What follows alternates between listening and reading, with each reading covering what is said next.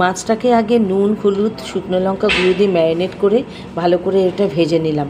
এই রেসিপির মেইন মানে ফোড়নটা হচ্ছে মেথি। এই মেথি ফোড়ন দিয়ে কাঁচা লঙ্কা একটু পেঁয়াজ দিয়ে আস্তে করে ভেজে নিলাম।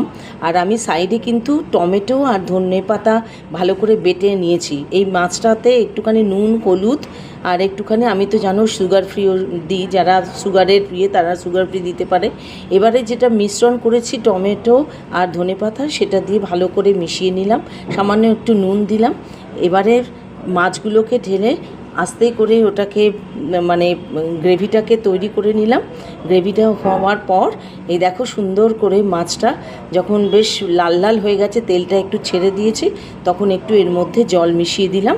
জল মিশিয়ে আস্তে করে ঢাকাটা দিয়ে ওটা ফুটতে থাকলো। মাছটাও সেদ্ধ হয়ে গেল। তারপরে সেদ্ধ হয়ে যাওয়ার পর আস্তে করে নামিয়ে আমার তৈরি হয়ে গেল আজকে